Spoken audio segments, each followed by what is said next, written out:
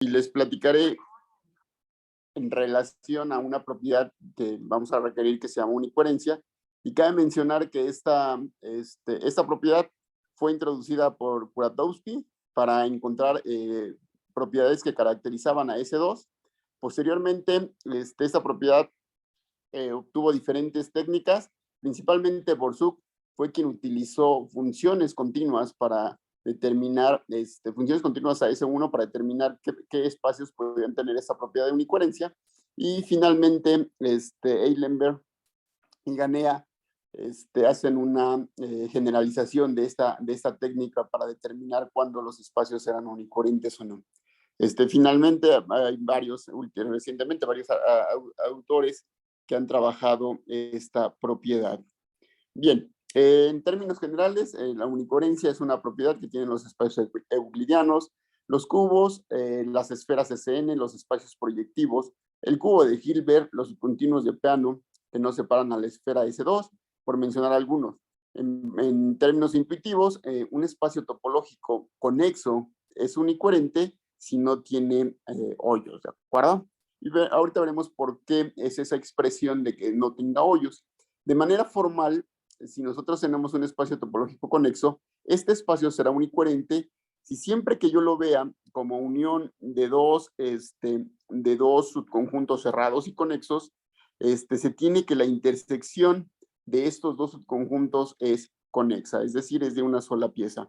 Entonces, algunos ejemplos, o el ejemplo más simple de espacios que es unicoherente es el intervalo 0,1, ya que si nosotros lo vemos como unión de dos subconjuntos cerrados y conexos, tendríamos como una primera posibilidad, ¿no? Si uno de ellos contiene a los puntos extremos, que es el 0 y el 1, entonces, pues no es difícil convencerse que ese subconjunto cerrado y conexo, pues tiene que ser todo el intervalo, así como lo vemos en esta imagen, y entonces ya no nos importa tanto cómo sea B.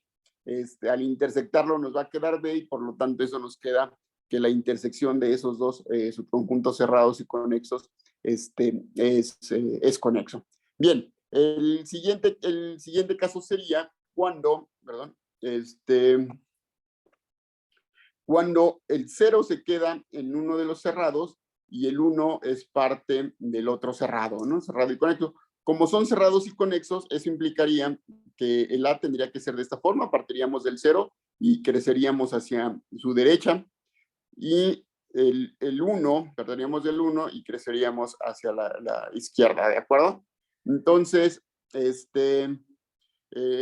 pero la intersección de ellos dos, pues nos quedaría al menos un punto, pero lo que sí podemos garantizar es que nos va a quedar un subconjunto conexo, que sería un intervalito, que es el resultado de la intersección de ellos dos. Entonces, que hacer en este ejemplo sería algo así. Entonces, en términos generales, así podrían ser las posibles casos en los que la unión de dos subconjuntos cerrados y conexos del intervalo me den el intervalo, pero su intersección siempre me queda conexo, por lo tanto es unicoherente. Bien, un ejemplo, el ejemplo más sencillo de que un espacio no es unicoherente es la curva cerrada simple, ¿no? El S1 que conocemos. ¿Por qué? Porque, por ejemplo, a este S1 yo lo puedo ver como la unión de dos cerrados conexos, por ejemplo, este A, y que este sea mi B. Mi B sería de esta parte, nada más. Entonces, la intersección de ellos dos, lo que me queda sería un puntito y un arquito por este lado, ¿no? Podrían ser únicamente dos puntos. Entonces, la intersección de ellos no es conexa. Por lo tanto, el espacio S, o la curva cerrada simple, no es unicoherente. Por eso, de manera intuitiva, decimos que un espacio unicoherente es, mejor dicho, un espacio es unicoherente si no tiene hoyos. Entonces, eso surge de S1, ¿no? El espacio no es unicoherente y pues como que nos damos cuenta que tiene un hoyo, y esa técnica o ese hoyo lo podemos detectar mediante unicoherencia.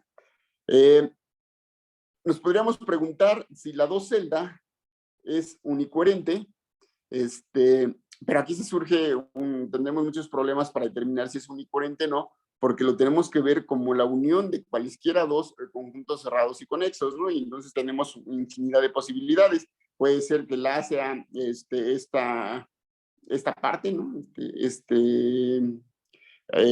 Esta unión de estos rectángulos, y la B sea este rectángulo que tenemos aquí. Claramente la intersección de ellos pues sería la frontera de este rectángulo B, y lo cual nos resulta conexo, pero ese es solo un caso posible, ¿no?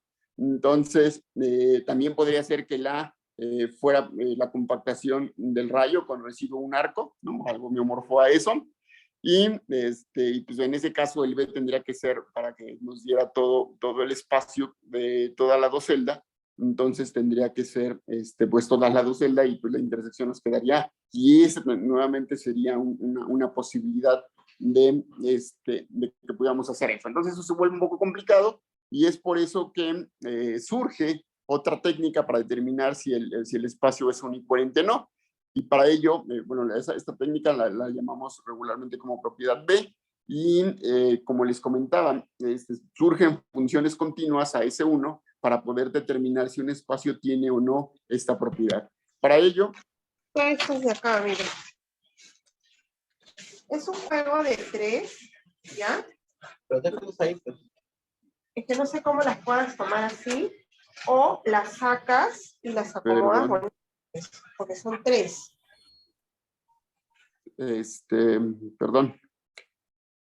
Entonces, les comentaba, vamos para hablar de la propiedad B, es importante considerar la función exponencial, ¿no? Que la vamos a definir de R a S1 como la exponencial del valor t, lo vamos a mandar a coseno de 2 pi t, seno de 2 pi t. Bien, de manera, una forma de ilustrar esta función, pues es que tenemos a S1, ¿no? En la curva, y los reales, pues lo que estamos haciendo es como enredarlos, enredarlos en este 1 mediante la función exponencial. Entonces, eso es como que mi forma de imaginarme cómo es el comportamiento de esta función, y bueno, y eso nos ayuda mucho para poder utilizarlo posteriormente. Bien, ¿qué propiedades tiene esta función? Primero, esta función es continua. Además, algo importante, que si nosotros nos tomamos un arquito en S1 y nos fijamos en su imagen inversa, entonces todos esos lo que vamos a obtener es una sucesión de arquitos en contenidos en R, de tal manera que si yo me restringo a uno de esos arquitos, si restringo la función exponencial a una de esas componentes, a uno de esos arquitos, entonces lo que obtenemos es un homeomorfismo, ¿no? Entonces, de manera, lo que les comentaba, pues aquí tengo mi arquito, me fijo en su imagen inversa, pues me generaría estos arquitos, más sin embargo, si uso la función exponencial y me restringo a solo uno de esos arquitos, entonces lo que obtengo es un homeomorfismo entre ese arquito y este arquito, ¿de acuerdo? Eso es importante. Bien, vamos si nosotros tenemos un espacio topológico conexo y una función continua que va de ese espacio topológico a S1, vamos a decir que esa función se puede levantar si es posible encontrar una función continua que va del espacio X en los reales, de tal manera que la función f, la original con la que empezamos, resulta ser igual a la exponencial compuesta con la función h, ¿no? Composición de esa función. Entonces, una manera, nuevamente, para ilustrar esta idea, es que yo tengo mi x, tengo mi espacio, tengo mi función continua a S1. Entonces, la vamos a poder levantar si es posible encontrar una función h que va de mi espacio a los reales, aquí los ilustramos como los reales, de tal manera que este diagramita, pues como que lo podemos hacer conmutativo, ¿no? No me importa por dónde me vaya, a cada punto de X lo voy a llevar exactamente al mismo punto en S1. Entonces eso lo vamos a entender como que una función se puede levantar. Estas propiedades, o cuando hablamos de que se pueden levantar, pues es importante. Ahora también podríamos decirnos, bueno, y una función puede tener muchos levantamientos, pues eso no sucede si se cumple la siguiente propiedad. Nuevamente tengo una función que va de un espacio topológico conexo a S1 y que es continua, y tengo dos funciones que van de X a los reales, continuas de tal manera que cumplen la propiedad, ambas cumplen de que f es igual a la exponencial compuesta con el hi, el i entre 1 y 2, y si yo tengo un punto en el espacio topológico tal que la distancia en S1 es menor que 1, la distancia de las imágenes bajo las funciones h, entonces esas dos funciones tienen que ser la misma, o es el mismo levantamiento. ¿Cómo podemos ilustrar la demostración de esta proposición? Pues sería de la siguiente manera, ¿no? Nosotros ya sabemos que la exponencial compuesta con H1 es exactamente igual a la exponencial compuesta con H2, esto es por hipótesis, pero recordemos que como se define la función exponencial o cómo se definen estas composiciones, entonces lo que tendríamos es que en parejas ordenadas, el coseno de 2pi por h1 de x con el seno de 2pi por h1 de x es exactamente igual a la pareja ordenada coseno de 2pi por h2 de x, seno de 2pi, h2 de x. Entonces, por propiedades de las funciones seno y coseno, tendríamos que h1 menos h2 de x es igual a una constante, ¿no? Para un entero, y eso sería para toda x en x, ¿no? Pero nosotros ya sabemos que esta distancia es menor que 1, entonces esta constante no le queda más que ser 0, y por ende esa k tendría que ser 0, lo que nos implica es que esas dos funciones h1 y h2 son exactamente la misma. Entonces, eso demuestra, o eso lo que podemos decir, que tienen levantamiento único, cuando por supuesto coinciden en un punto. Bien, ya que determinamos cuando una función se puede levantar, vamos a definir lo que llamamos propiedad B, y un espacio topológico conexo tiene la propiedad B si cada función continua que va de X en S1 la podemos levantar. ¿Vale? Una forma equivalente es decir que cada función continua es homotópica a una constante. Bien, un ejemplo de qué espacio puede tener la propiedad B sería el intervalo 0,1, y la idea de esto pues es igual, ¿no? Tenemos el intervalo 0,1, me fijo en una función continua que va a S1, como tenemos una función que es continua entre dos espacios métricos compactos, esa función se vuelve uniformemente continua. ¿Y eso en qué nos ayuda? Bueno, podemos encontrar un número natural de tal manera que si yo tengo dos puntos en el intervalo 0,1, cuya distancia dista menor que 1 entre n-1, entonces las imágenes distan menores que pi entre 7, ¿no? Fue por dar un valor pequeño, entonces lograríamos eso. Entonces, logramos esa parte, que si yo tengo dos puntos cuya distancia dista menor que 1 entre n-1, su imagen no puede distar más, o tiene que distar menor que pi sobre 7. Y ya con eso, lo que podemos hacer es que al intervalo 0,1 lo dividimos en intervalitos de longitud a lo más n1 entre n, y así cualesquiera dos puntos que yo tenga en un mismo intervalito, su distancia es menor que 1 entre n-2, y por lo tanto sus imágenes van a distar menor que pi sobre 7, ¿de acuerdo? Entonces, así, si yo me tomo el intervalito de 0 a 1 entre n, como es continua, entonces me va a dar un arquito en S1, y sería, podemos pensarlo así, que obtenemos este arquito bajo la función restringida a este subintervalo.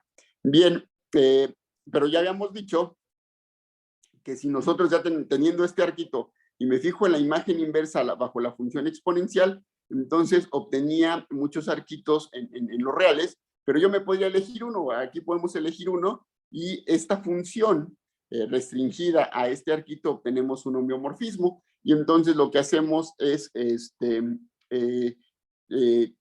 que como es un homeomorfismo, me fijo en la imagen, en la función inversa de esta función, y hago la composición correspondiente, y logro que este diagramita conmute, al menos en este intervalito pequeño. Hago exactamente lo mismo, pero ahora considero Ahora considero el siguiente intervalo, del intervalo de 1 entre n a 2n, otra vez por la propiedad de que se cumple esa propiedad de que sus imágenes tienen que estar cerca. Eso implica que su imagen bajo la función f nuevamente me va a dar un intervalito un subintervalito de S1, y por supuesto, como estos se intersectan, pues aquí también se tienen que intersectar un poco, y entonces me fijo en su imagen inversa, que me va a dar de este arquito azul, que me va a dar varios arquitos, pero ahora no voy a tomar cualquiera, sino voy a tomar en el que coincide, al menos en un punto, con el anterior que ya había elegido, ¿no? Y entonces, logrando eso, puedo extender o levantar la función ahora al intervalito de 0 a 2pi, ¿no? Y repetimos el proceso, ¿no? Lo sigo haciendo y vamos trabajando de esa manera, y así es como construimos el levantamiento de esta función continua, y eso es como que la idea en general para mostrar que el intervalo 0,1 tiene la propiedad B. Bien, ahora veamos un ejemplo de un espacio topológico conexo que no tiene esa propiedad, y el mismo S1 no tiene la propiedad B. Y vamos a ver más o menos por qué. Y la función que no podemos levantar es la función identidad de S1 en S1. Entonces, vamos a suponer, lo contrario, vamos a suponer que para la función identidad es posible encontrar una función h de tal manera que este diagramita, ¿no? Que h seguida de la exponencial me da la identidad en S1, y vamos a ver qué tenemos, ¿no? Pero bueno, en particular, el S1 yo lo puedo ver como la unión de dos intervalitos cerrados y conexos, que le podemos llamar A y B, los cuales se intersectan solo en los puntos P y Q. ¿Vale? Como estamos suponiendo que esta función existe y es continua, entonces, como estos son cerrados y conexos entre espacios compactos y es continua, entonces lo que vamos a obtener en R, bajo la función H, son subconjuntos cerrados y conexos de R, ¿de acuerdo? Y entonces eso lo que obtenemos son dos intervalitos, y entonces su intersección tendría que darnos algo conexo. Eso es importante de mencionar. Pero bueno, ¿qué pasa con eso? Bueno, si a su conjunto conexo le aplico la función exponencial, entonces por propiedades de las funciones, esta sería un subconjunto de la exponencial compuesta con h, intersección la exponencial compuesta con h de b, perdón, h aplicado en a y h aplicado en b. Habíamos dicho que esta composición era exactamente a la identidad en S1, y esta composición, bueno, es la identidad en S1, y entonces estos conjuntitos, pues es la identidad de S1 en A y es la identidad en S1 en B, y que no es otra cosa más que A intersectado con B, pero habíamos quedado que A intersectado con B únicamente son los puntos P y Q, ¿de acuerdo? Entonces, como es conexo aplicar una función continua debe seguir siendo conexo, y es un subconjunto conexo de este conjunto de dos puntos. Entonces eso implica que esta imagen tendría que ser únicamente un punto, ¿no? Es lo que mencionamos en esta y entonces en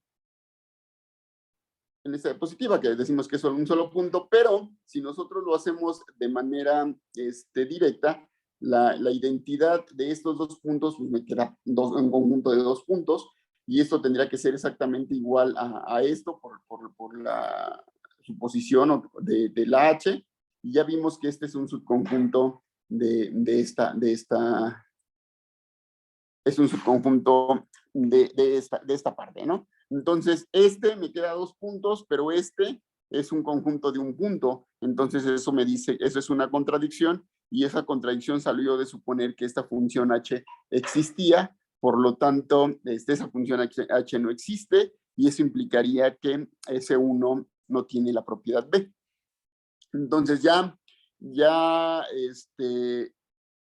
vimos que tener la propiedad B y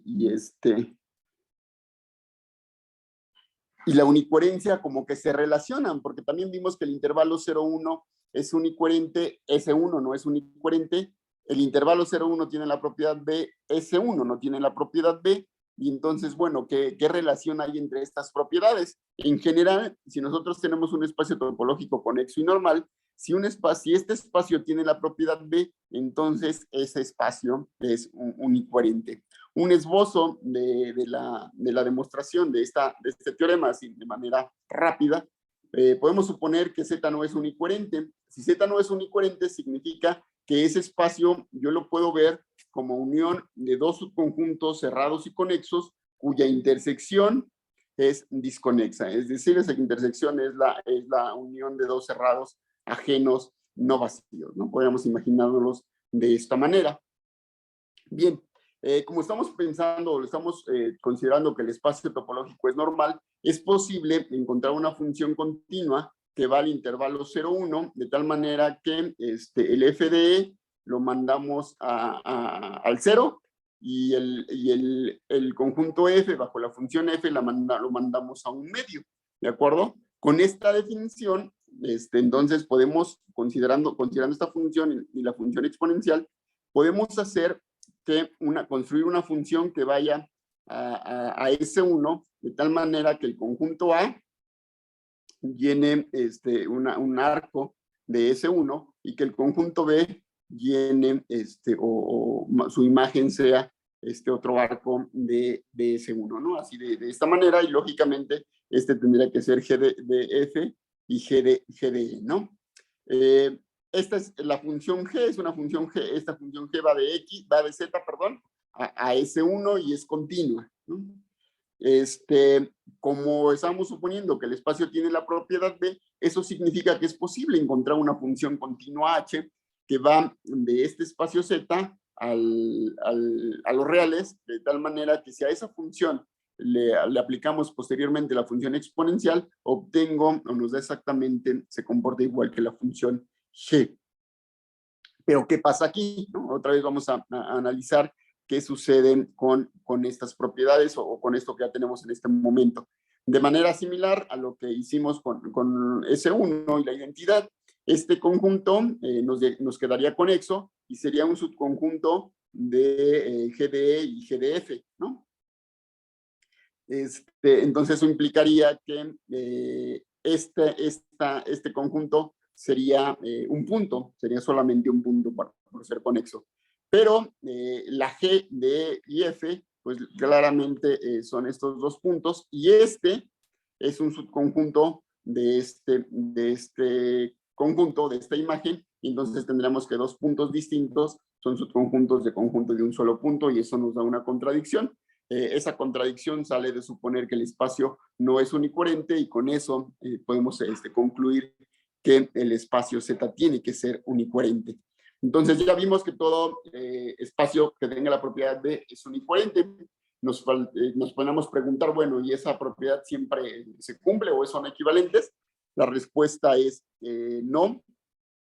Y el ejemplo, un ejemplo para mostrar que efectivamente no son equivalentes, es considerar a S1 y considerar una espiral que se aproxima a S1, dicho de otra manera, es una compactación de un rayo con residuo S1.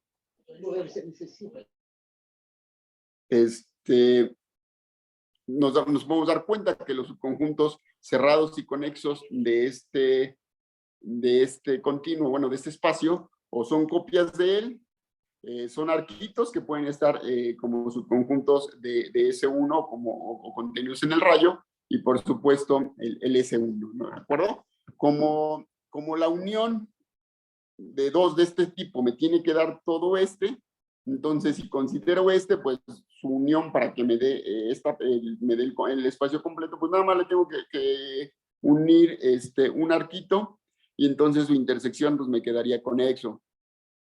Si tengo un arquito y si está en la circunferencia, para que la unión me dé todo el espacio, pues entonces lo que necesito es otro que sea copia o el mismo espacio, y entonces su intersección me vuelve a quedar un arquito. Lo mismo pasa si lo considero por aquí, y tengo S1, pero para que me dé cerrado, pues tengo que contener, y que me dé todo el espacio su unión, pues debo contener todo el rayo, y entonces su intersección, el rayo junto con S1, y la intersección sería S1, ¿no? Entonces, con eso, quiero, bueno, sería como la idea de que este espacio es unicoherente, más sin embargo, si nosotros consideramos una función continua definida de la siguiente manera, de este espacio a S1, de que a los puntos que están en el rayito los mando o los proyecto en S1, me la tomo aquí, lo proyecto aquí, entonces sería esa la f de p, y a los puntos que están en la circunferencia los dejo fijos, es decir, sería como la identidad o la función f restringida a S1 me da la identidad. Entonces, esa función no se puede levantar, ¿no? Porque si yo pudiera levantar esta función, implicaría que puedo levantar la función identidad de S1 en S1, y hace rato traté de convencerlos de que eso no se puede, y entonces eso implicaría que esta función no se puede levantar, y implicaría que este espacio no tiene la propiedad B. Entonces, en general, estas propiedades no son equivalentes, pero si el espacio es localmente conexo, normal y T1, esas propiedades sí resultan ser equivalentes. ¿De acuerdo? Entonces, eso es en la parte de unicoherencia y propiedad B. Bien, ya con estas propiedades, ya que conocemos la propiedad B y que es equivalente a unicoherencia bajo ciertas condiciones, o que siempre que tenga propiedad B implica unicoherente, pues podemos trabajar en los ejemplos que tenemos al principio, ¿no? Yo les preguntaba, bueno, ¿y qué pasaba con el cuadrado? Y pensándolo así con la mera definición de unicoherencia, pues se veía un poco complicado mostrar si tenía o determinar si ese espacio tenía la propiedad o no. Más sin embargo, si usamos la propiedad propiedad B, y entonces usamos funciones continuas que va de esta docelda a S1, nuevamente, como tenemos funciones continuas entre compactos métricos, pues son uniformemente continuas, y es posible hacer que este cuadrado lo consideren cuadraditos pequeños, de tal manera que su imagen bajo esta función me quede en arquitos, y repito la misma idea que hice para el intervalo, lo voy haciendo como me queda una cantidad finita, eso es posible hacerlo, y entonces eso demostraría que la docelda tiene la propiedad B, y por lo que mencionamos anteriormente, eso implicaría que la docelda es unicoherente. Bien, ya que tengo esa información, bueno, pues podríamos decir, bueno, ¿y qué pasa con S2? ¿Qué pasa con la esfera? La esfera será unicoherente, y aunque tiene un cierto hoyo, ¿no? Porque estaría hueca en el interior, pero bueno, ese hoyo, nos podemos preguntar, ¿se puede detectar con unicoherencia o no? Lo que podemos hacer es lo siguiente: para determinar si es unicoherente o no, podemos usar esta proposición que establece que si yo tengo un espacio topológico W y tengo dos subconjuntos cerrados de W de tal manera que cada uno de ellos tiene la propiedad B, si la intersección es conexa, entonces la unión tiene la propiedad B. Entonces, con ayuda de esta proposición, podemos aplicárselo a la esfera, y lo que hacemos es la separamos, ¿no? Agarramos y la cortamos, la dividimos en dos cascos, una parte para el casco superior, el casco inferior, y no es difícil convencerse que este casco es homeomorfo a una docelda, y que también es homeomorfo a una docelda. Algo que no mencioné, pero bueno, no es difícil tampoco convencerse que unicoherencia y propiedad B son propiedades topológicas. Entonces, eso implicaría que esta tiene la propiedad B, tiene la propiedad B, y la intersección de ellos dos, pues como me queda una copia de S1, que es conexo, entonces si usamos la proposición, de ahí podemos concluir que la esfera tiene la propiedad B. Entonces, esa sería la situación en esta parte. Bien, otras propiedades que podemos utilizar, o bueno, con otros términos, y para hacer uso y determinar si un espacio tiene la propiedad B o no, pues también involucra lo que son las retracciones, ¿no? Una retracción es una función continua entre un espacio topológico y un subconjunto de él, de tal manera que para cualquier punto del subconjunto, la función no lo mueve, ¿no? Lo deja exactamente igual, o sería como la función restringida al espacio Y, nos queda la identidad en Y, ¿no? Es otra forma de decirlo. El ejemplo que vimos hace rato, pues no era otra cosa más que una retracción, ¿no? El rayito, el Y, el S1, pues es una retracción.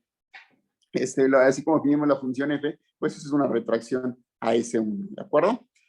Un retracto por deformación, o sea, decimos que un espacio es un retracto por deformación de Z, si existe una función, una retracción, perdón, de ZY y una función continua de Z, cruza el intervalo 0, 1 a Z, tal que para todo Z en Z, cuando estamos en 0, esta función es como la identidad en Z, y cuando estamos en 1 se comporta como la función restricción que teníamos, ¿no? Es como una deformación, o que digamos que son esas dos funciones serían como... no fue el término en este momento, pero bueno, una la podemos deformar de manera continua con la otra, ¿no? Perdón. Entonces, si toda función se cumple eso, entonces el Y es un retracto por deformación de Z. Y un espacio es contráctil si tenemos un punto en el espacio de tal manera que ese punto es un retracto por deformación de Z, ¿no? Entonces, una idea es que yo tengo mi X, aquí tengo mi Y, pues es contráctil, pues si este es el retracto por deformación, si toda función continua, pues yo la puedo deformar de manera continua a únicamente cómo se comporta la retracción.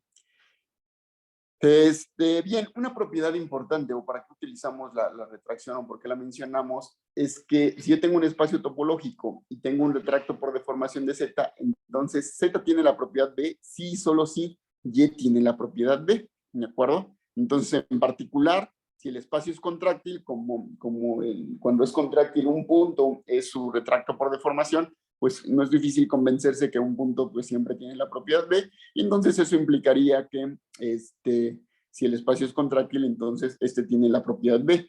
Gracias a esto, pues podemos concluir o podemos obtener muchos ejemplos de espacios que tienen la propiedad B y por ende son unicoherentes, ¿no? Como les comentaba, las n-celdas como son contráctiles, entonces tienen la propiedad B. El cubo de Hilbert tiene la propiedad B. La esfera de dimensión n con n mayor o igual a 2 tiene la propiedad B.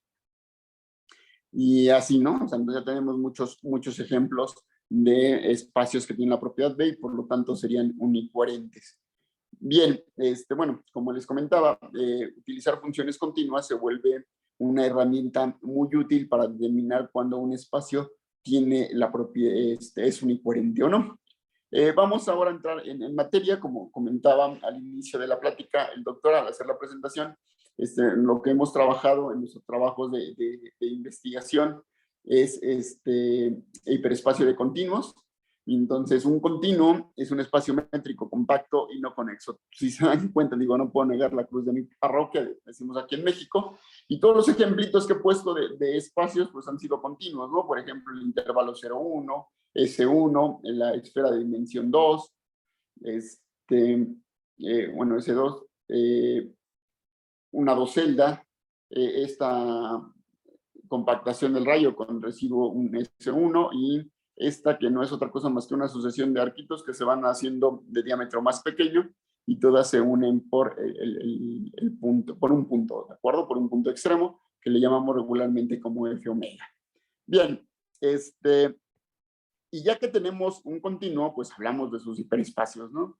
El hiperespacio de mayor, consideramos, digamos que el más grande, pues son todos los subconjuntos del continuo de tal manera que son no vacíos y que son cerrados, ¿no? El CDX, pues son todos los elementos de 2 a la X que son conexos. El C2 de X son los elementos de 2 a la X que tienen a lo más dos componentes, y el F2 son los elementos de 2 a la X que tienen a lo más dos puntos, ¿no?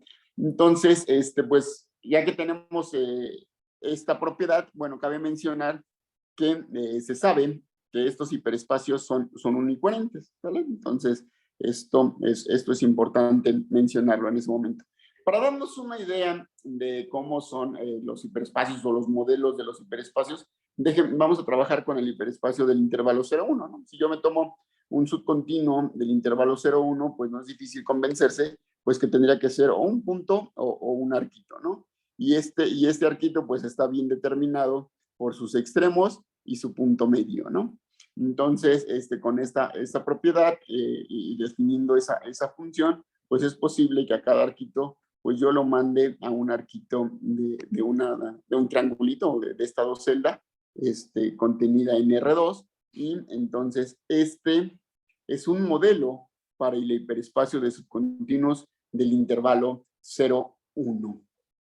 De manera análoga, se tiene que si nosotros consideramos a S1, un modelo para el hiperespacio de subcontinuos de S1 es un disco, ¿sale? Pero aquí la diferencia que existe entre este y el del CD1 es que el total lo representamos por el centro de este disco, o el total está representado en el centro, y más sin embargo, aquí en CD de S1 el total estaría representado por un vértice, en este caso en el vértice superior. Bien, otro modelo que podemos también mencionar es que si X es esta compactación, entonces su modelo del hiperespacio coincide con su cono, y nuevamente aquí tendríamos el total. ¿De acuerdo? Bien,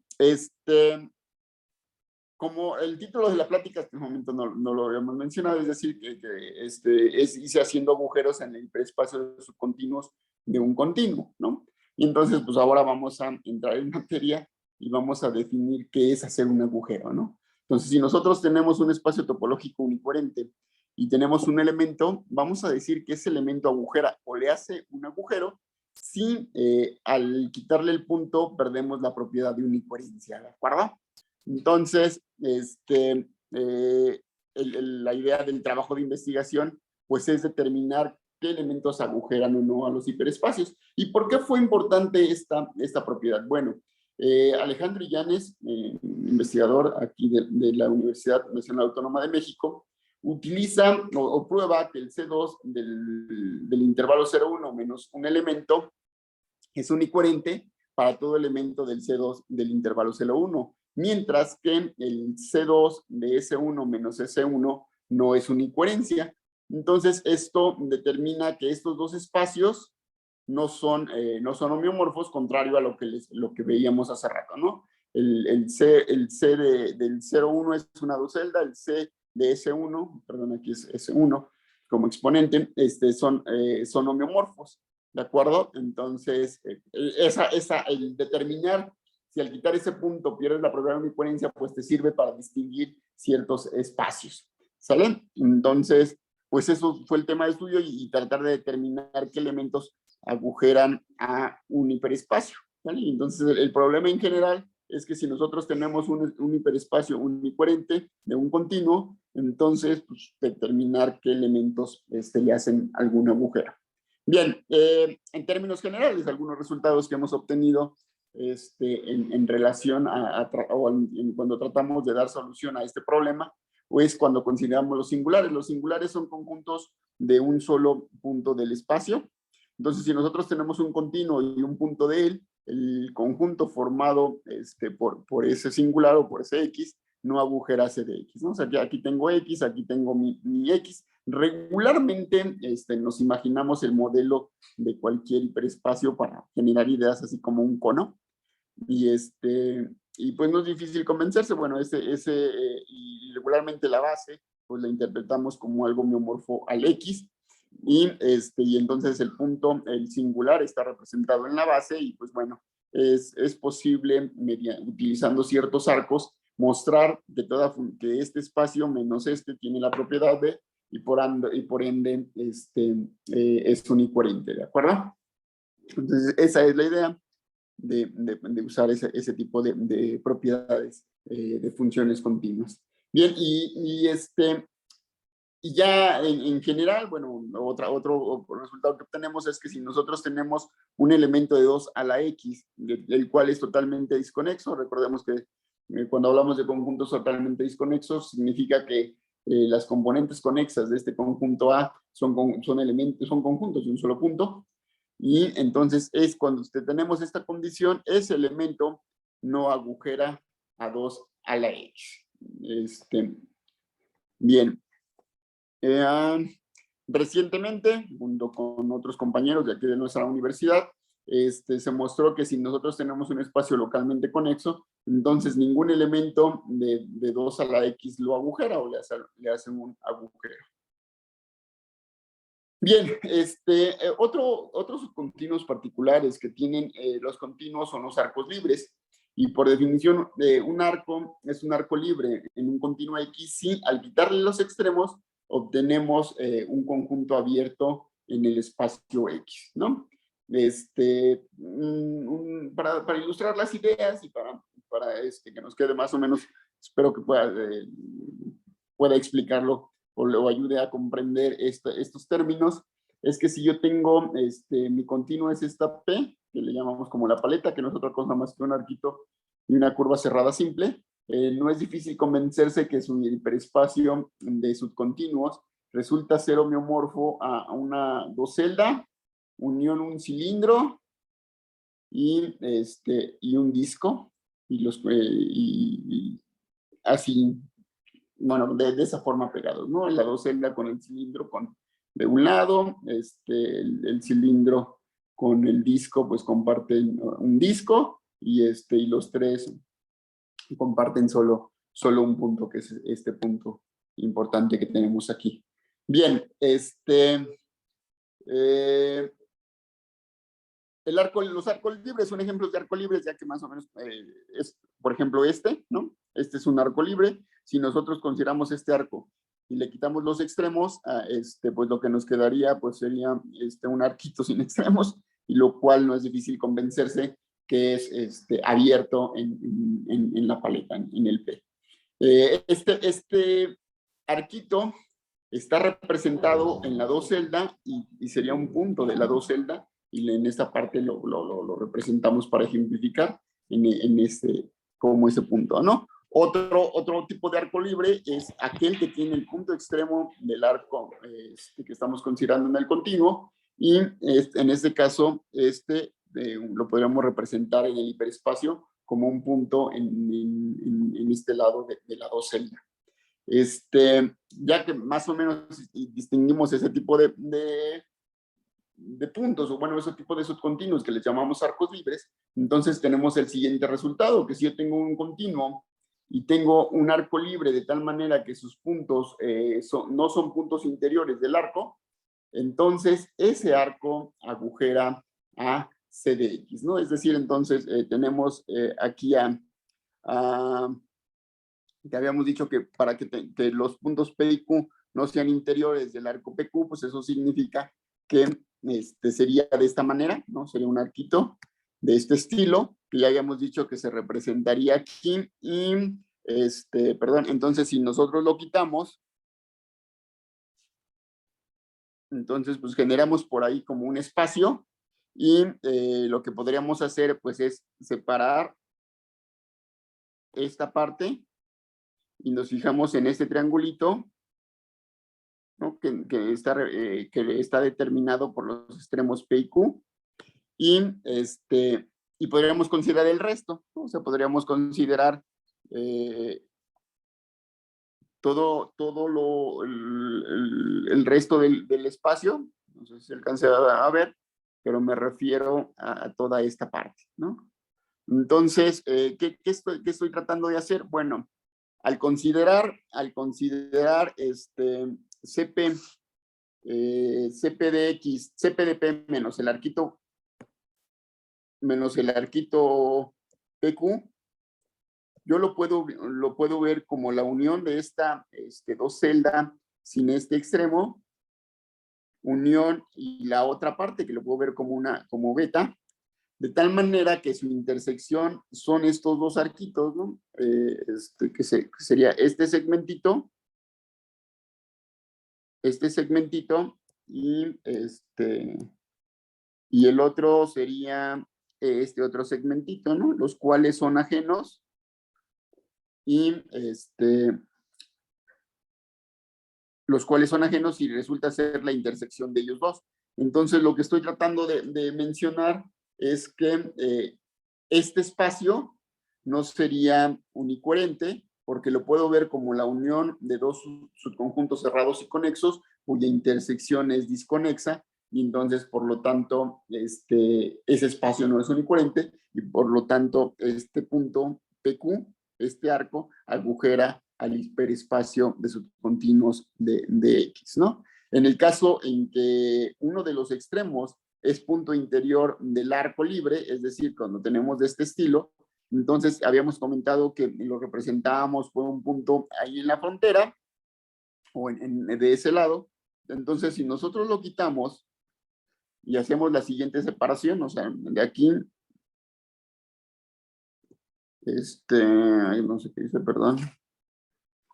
De aquí, si consideramos, si separamos de la siguiente manera, el hiperespacio menos ese punto, espero se vea, o sea, que sería esta parte, consideramos esta parte, esta pequeña docelita, eso le podemos llamar A, y el beta, que sea el resto, lo que nos queda de naranja, entonces, o rojo, no es difícil convencerse que ese sería mi B, que el B, que toda esta parte tiene la propiedad B, ¿no? Toda esta parte tiene la propiedad B, porque lo puedo empujar tantito, o lo puedo hacer contraíble, o una cosa de esas, ¿no? Y este A, de igual manera, esta parte violeta también tiene la propiedad B, y la intersección de este A con este B es un arquito aquí, que no tiene uno de sus puntos extremos, lo cual es conexo. Entonces,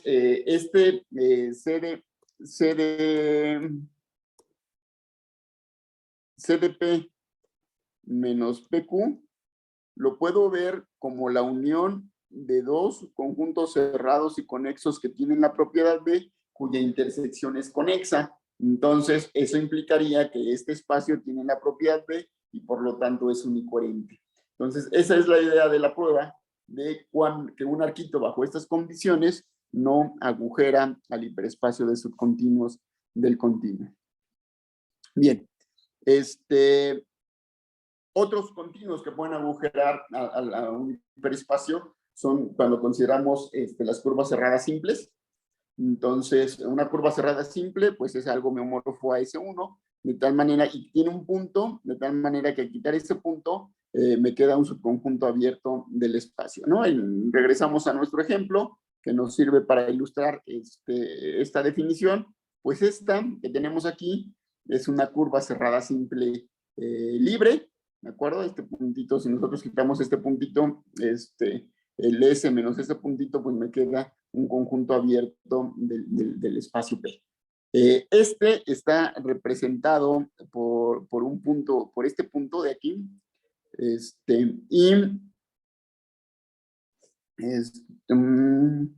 por este puntito, y si nosotros quitamos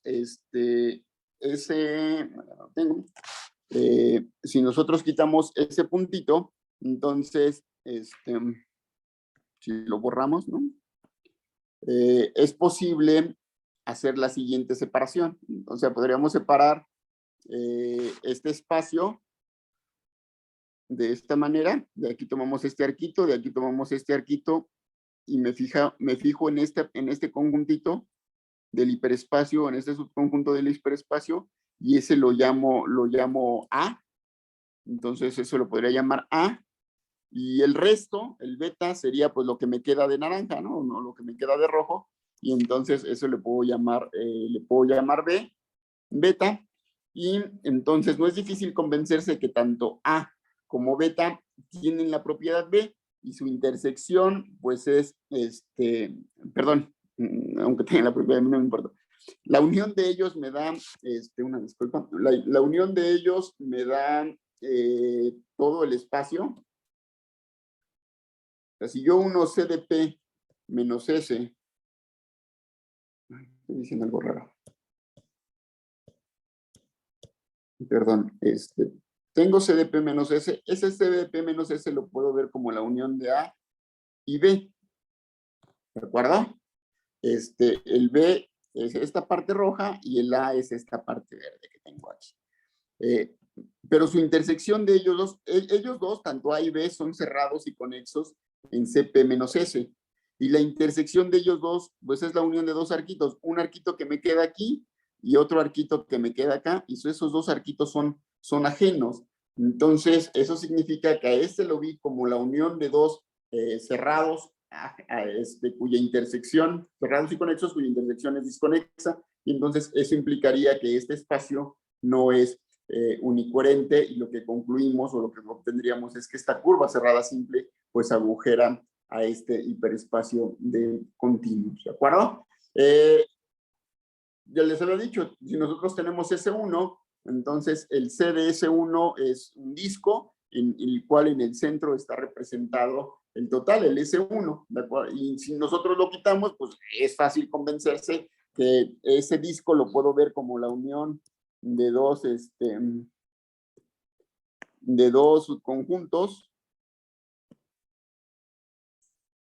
conexos y cerrados. Uno podría ser la, ¿de acuerdo? Esta parte podría ser mi A, y mi B puede ser lo que me queda de verde. Entonces la unión de ellos dos me da C de S1 menos S1, pero la intersección entre ellos pues me queda dos arquitos, ¿no? Dos arquitos ajenos, que serían estos dos. Entonces eso implicaría que este espacio no es unicoherente, y lo que me implicaría que el S1 agujera al CDS1 en total. Pero ese es el único caso. Gracias a esto podemos obtener una generalización de, mejor dicho, una caracterización de S1 respecto a esta propiedad, porque en general nosotros tenemos que si tenemos un continuo localmente conexo y que no es una curva cerrada simple, entonces el total no agujera a C de X, es decir, podemos concluir que X agujera a C de X y X siendo localmente conexo, sí y solo sí, X es igual a S1. Cuando tenemos un continuo localmente conexo y me fijo un elemento de C de X de tal manera que este no es localmente conexo, el conjunto A no es localmente conexo, entonces podemos mostrar que A no agujera a C de X. Entonces ya con estas, bueno, un ejemplo es, si este fuera el X, pues este es mi A, que no es localmente conexo, entonces este A no agujeraría al hiperespacio de subcontinuos de la docelda, ¿no? Con esto podemos tomar obtenemos una caracterización de qué elementos agujeran al hiperespacio de subcontinuos cuando el espacio es localmente conexo, y eso estaría establecido en el siguiente teorema, ¿no? Si yo tengo un continuo localmente conexo, ya un subcontinuo de X, entonces A agujera C de X, sí, solo sí. A es de la siguiente forma: A es el total y X es una curva cerrada simple, A es una curva cerrada simple libre, o A es un arco libre de tal manera que sus extremos no pertenecen al interior del arco A. ¿De acuerdo? Y entonces la clasificación que obtuvimos en continuo localmente conexo de qué elementos agujeran o no. Hemos seguido trabajando en estas líneas, tenemos algunos resultados, y cuando hacemos el espacio un poquito más, no necesariamente localmente conexo, solo le pedimos que tenga la propiedad B, y ya tenemos por ahí algunos resultados en relación a eso que hemos trabajado hasta ahora. Bueno, por cuestión del tiempo, si ustedes me permiten, aquí le paro. Y para si tienen alguna duda o algún comentario, pues les escuchamos. Sí, gracias, doctor. Bueno, hemos llegado a esta parte de que los presentes podrían hacer sus preguntas, ya sea por el chat o pueden hacer también en directo.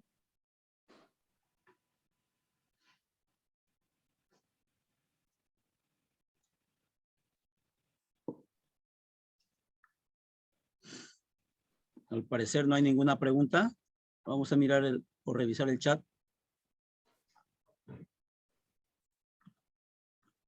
A ver, vamos a revisar el chat. Si no hay alguna pregunta, a ver, dice, no. No hay ninguna pregunta.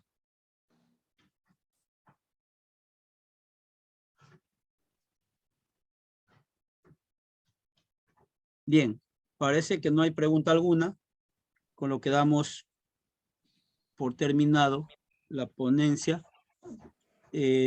Doctor José Guadalupe Anaya, lo hacemos presente por este medio, el certificado correspondiente, en agradecimiento a su valiosa contribución mediante su exposición. Agradecerle de mi parte y seguramente en nombre de la institución y de los organizadores por intermedio de este certificado, doctor. Téngale presente. Gracias. Muchas gracias a ustedes y nuevamente gracias a los organizadores por permitirme participar en este congreso.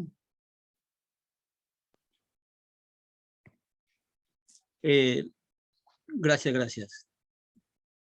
A continuación, vamos a tener en breves minutos la ponencia de Hernández Iglesias Mauro Fernando.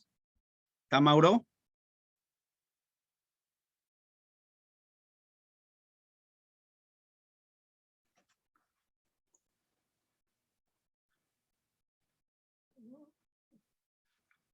Hola, Mauro. Parece que no está Wilfredo, pero esperamos unos minutos, parece. Correcto, pero podemos prever algo, ¿no? Tal vez esté a la siguiente expositora para no dejar un vacío ahí. De no presentarse, Mauro, podríamos darle la posta a la doctora Alicia Santiago. ¿Se encontrará? Sí, buenas tardes, aquí estoy. Doctora, como escuchó, en caso el ponente que le tocaba a esta hora no se presentaría hasta las 5, ¿podría usted suplir este espacio? Sí, no hay problema. Entonces quedamos ahí. De esta manera, en 4 minutos reanudamos esto, por favor. Esperamos unos minutos entonces al doctor Mauro Fernando. Ok. Ahí.